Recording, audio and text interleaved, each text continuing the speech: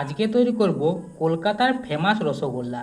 তো এমনভাবে তৈরি করে দেখাবো যাতে রসগোল্লাগুলি চ্যাপ্টা হবে না আর রসগোল্লার ভেতর রস পুরোপুরি ঢুকবে। তো কিভাবে তৈরি করছি সম্পূর্ণ রেসিপিটি দেখে নাও।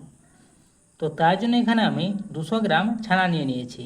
তো আমি এখানে দুধ থেকে ছানা কাটিয়ে নিয়েছি, তো যেটি তোমরা ঘরে খুব সহজেই তৈরি করে নিতে পারবে। তো এরপর এখানে ছানার মধ্যে দিয়ে দিচ্ছি আমি হাফ চামচ ময়দা।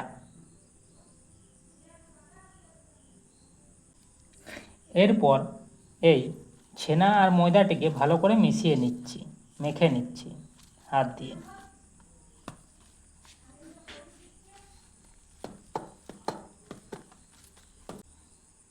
তো আমি এখানে ছানার জলটি ভালো করে ঝরিয়ে নিয়েছি, তোমরা ছানার জলটাকে ভালো করে ঝরিয়ে নেবে। এরপর ভালো করে মেখে নিচ্ছি।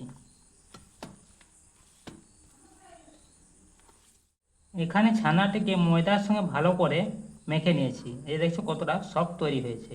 তো এরপর এটি মিষ্টি সাইজ করে কেটে নেব। মিষ্টি যেমন হয় সেরকম করে কেটে নিচ্ছি, ছোট বড় তোমরা যেরকম সাইজ করতে চাও সেরকম সাইজে তৈরি করে নেবে। তো আমি এখানে এরকম সাইজে তৈরি করছি। তো চেষ্টা করবে একই রকম সাইজে সবগুলি তৈরি করতে।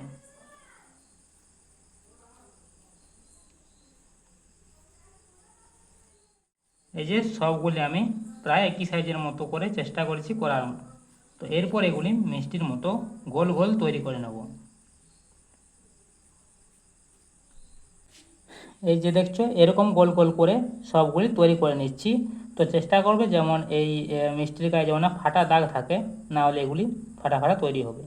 তো এরকম গোল গোল করে সবগুলি তৈরি করে নিচ্ছি। তো এরপর এখানে চিনির রস একটি তৈরি করে নেব। তো তার জন্য এখানে আমি কিছুটা চিনি দিয়ে দিচ্ছি।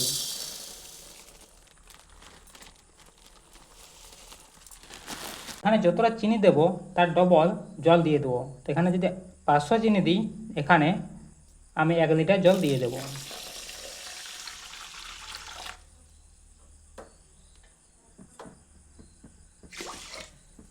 তো এরপর ভালো করে একবার এই চিনি রসটিকে ফুটিয়ে নিচ্ছি। একবার ফোটালে এখানে আমাদের চিনি রসটি তৈরি হয়ে যাবে।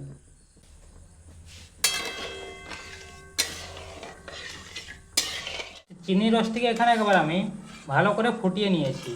তো দেখছো এখানে চিনি যে মিষ্টি রসটি এটি আমাদের রেডি। তো এরপর এটিকে নামিয়ে নিচ্ছি, নামিয়ে আলাদা রেখে দিচ্ছি। এরপর ওই একই কড়াইতে দিয়ে দিচ্ছি আরও কিছুটা জল। আমি প্রায় এখানে 1 লিটারের মতো জল দিয়ে দিলাম। আর দিচ্ছি এখানে 250 গ্রাম চিনি।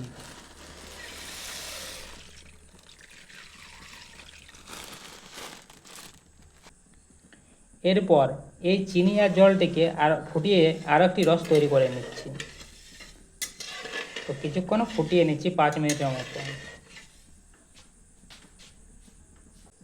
আর এই জলে দিয়ে দিচ্ছি আমি কতকগুলো এলাচ, মুখটা ফাটিয়ে। তো মিষ্টির রসটি একবার এখানে ভালো করে ফুটে গেলে এরপর এখানে দিয়ে দিচ্ছি মিষ্টিগুলি, যেগুলি আমি গোল গোল করে তৈরি করে রেখেছি। এই দেখছো সব মিষ্টিগুলি এখানে আমি তৈরি করে নিয়েছি। এরপর এই ফুটন্ত রসের মধ্যে ছেড়ে দিচ্ছি।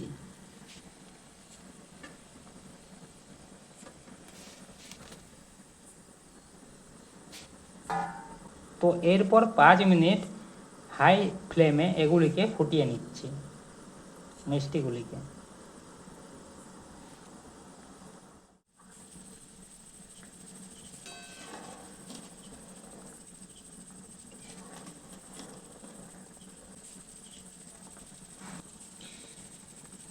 মিষ্টিগুলিকে এখানে 5 মিনিট হাই ফ্লেমে ফোটানোর পর দেখছো মিষ্টিগুলো এখানে কতটা সাইজে বড় হয়ে গেছে, অনেকটাই বড় হয়ে এসেছে।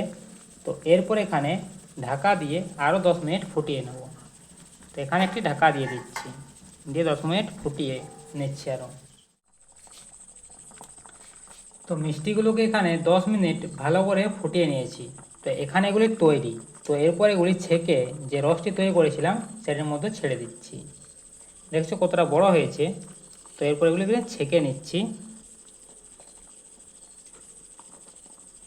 তারপর আগে তৈরি করা মিষ্টি রসের মধ্যে ছেড়ে দিচ্ছি।